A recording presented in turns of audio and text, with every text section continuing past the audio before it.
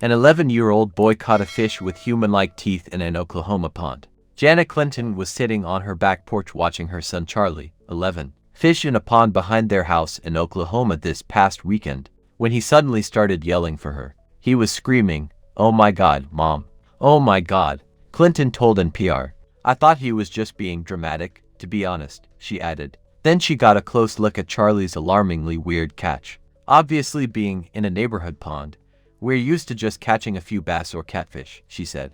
"I mean, nothing with human-like teeth." It turned out that Charlie had landed a pacu, a fish that's a cousin of the piranha, and whose outsized teeth have long struck fear in swimmers. The pacu is a native of South America, but this one was swimming in a small pond in the Clinton suburb north of Oklahoma City. "He said it put up a heck of a fight," Janna told NPR, saying her son reeled the fish in on his own. "He was the only one down there fishing and he did a great job." The pacu was released back into the water. The Clintons posted a photo of the unusual fish to their neighborhood Facebook page and got in touch with the game warden. But before learning of its provenance, they returned the pacu to the water. "It's a catch and release pond," Janna said. "So we unfortunately did release it back because we didn't know any better at the time." People who later recognized the fish said it was invasive and shouldn't be released, she said, adding, "We made a mistake there." Since then, Charlie has been stalking the fish. "He did stay at the ponds pretty late that night trying to catch it again,"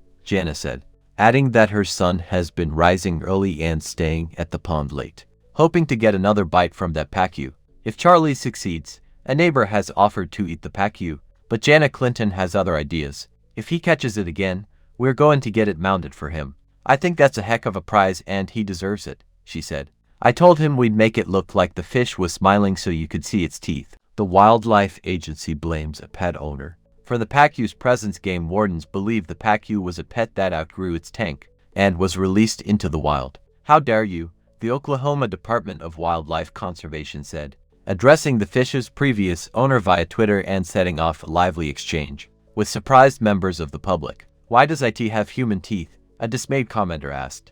"We didn't make them," the wildlife agency replied. When asked what kind of bait Charlie used to entice the pacu to bite, his mother said, "You're going to laugh. It was just a piece of bread." Pacu have been found in Oklahoma before. Not only is this not the first pacu caught in Oklahoma, it's not the first time one's been hooked by an 11-year-old in the state. Charlie follows in the footsteps of Kennedy Smith of Lindsay, Oklahoma, who caught a pacu 5 years ago.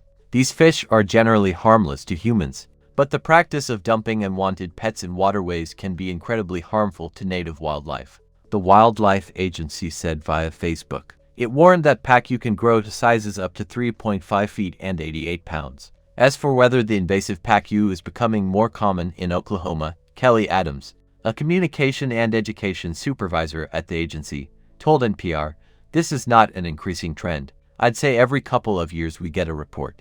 Anyone who catches a pacu should keep the fish and contact a game warden," Adams said. The fish also has a scary nickname along with its creepy appearance. The pacu has a troubling nickname, the ball cutter, a label that stems from its purported habit of attacking men's testicles. That dubious distinction prompted warnings for skinny dippers in Scandinavia.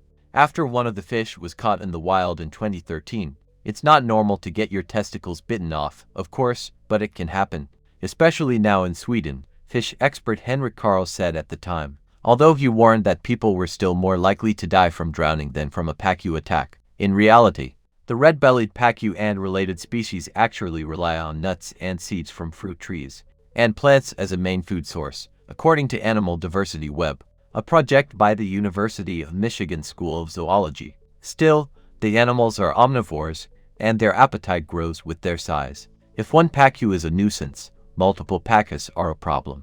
Their feeding behavior revolves around bite events, the Michigan website says, with each event containing a number of individual bites, which is similar to the feeding behavior observed in true piranhas. They're supposedly delicious. The fish is known for having a mild, slightly sweet flavor, and in some cases, rogue pacu have been suspected of reaching far-flung waters after being imported by fish farmers. A 1997 U.S. academic study found the taste of pacu to be comparable to that of hybrid striped bass, tilapia, and rainbow trout, but superior to catfish. As for what it's like to catch a pacu, it's not easy. They're known to be very elusive. Here's how British fisherman Jeremy Wade, who once caught a 40-pound pacu in Papua New Guinea, described the experience in 2011.